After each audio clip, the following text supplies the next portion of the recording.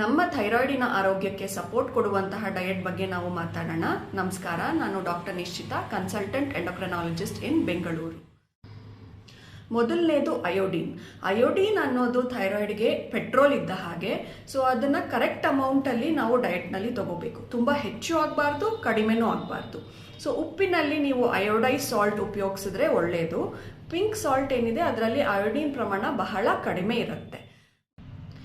ಎರಡನೇದು ಸೆಲಿನಿಯಮ್ಮು T4ನ active T3 hormone ಕನ್ವರ್ಷನಲ್ಲಿ help ಮಾಡುತ್ತೆ.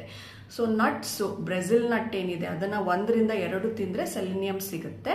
ಇಲ್ಲ seeds, pumpkin seeds, sunflower seeds, ಮತ್ತು ಸೀ ಫುಡ್, ಮೊಟ್ಟೆ, ಇದೆಲ್ಲದರಲ್ಲೂ ಸೆಲಿನಿಯಮ್ ಅಂಶ ಚೆನ್ನಾಗಿರುತ್ತೆ. ಮೂರನೇದು ಜಿಂಕ್ ಮತ್ತು ಐರನ್. ಇವೆರಡು ನಮ್ಮ ಥೈರಾಯ್ಡನ್ನು ಆಪ್ಟಿಮಮ್ ಲೆವೆಲಲ್ಲಿ ಕೆಲಸ ಮಾಡೋಕ್ಕೆ ಹೆಲ್ಪ್ ಮಾಡುತ್ತೆ. ಸೊಪ್ಪು, ತರಕಾರಿಗಳು, ನಟ್ಸು, ಸೀಡ್ಸು, ಹಾಲಿನ ಪದಾರ್ಥಗಳನ್ನು ನೀವು ಸರಿಯಾಗಿ ಉಪಯೋಗ ಮಾಡಿ. ನಾಲ್ಕನೇದು ಪ್ರೋಟೀನ್. ಎಲ್ಲ ಹಾರ್ಮೋನ್ಗಳ ಉತ್ಪತ್ತಿಗೆ ಪ್ರೋಟೀನ್ ತುಂಬ ಮುಖ್ಯ. ಸೊ ನಿಮ್ಮ ಪ್ಲೇಟಲ್ಲಿ ಅಟ್ಲೀಸ್ಟ್ 1/4 ಭಾಗ ಎವ್ರಿ ಮೀಲಲ್ಲಿ ಪ್ರೋಟೀನನ್ನು ಅಳವಡಿಸ್ಕೊಳ್ಳಿ. ಐದನೇದು ವಿಟಮಿನ್ ಡಿ. ಬಹಳಷ್ಟು ಸಾರಿ ಥೈರಾಯ್ಡಿನ ಸಮಸ್ಯೆ ಜೊತೆ ನಾವು ವಿಟಮಿನ್ ಡಿ ಕಡಿಮೆ ಇರೋದನ್ನು ನೋಡ್ತೀವಿ. ಸೊ ವಿಟಮಿನ್ ಡಿ ಮಾತ್ರ ಈಸಿಯಾಗಿ ನೀವು ತಗೋಬೋದು, ಮತ್ತು ಸನ್ಲೈಟಿಂದನೂ ನಿಮಗೆ ವಿಟಮಿನ್ ಡಿ ಸಿಗತ್ತೆ.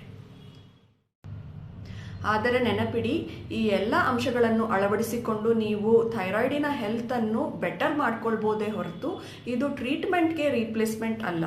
ನಿಮ್ಮ ಎಂಡೋಕ್ರೈನಾಲಜಿಸ್ಟ್ ನಿಮ್ಮ ಥೈರಾಯ್ಡ್ ಟೆಸ್ಟನ್ನು ನೋಡಿ ನಿಮಗೆ ಮಾತ್ರೆ ತಗೋಬೇಕು ಅಂತ ಹೇಳಿದರೆ ದಯವಿಟ್ಟು ಅದನ್ನು ಪಾಲಿಸಿ.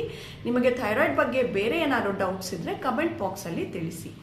ನಮಸ್ಕಾರ.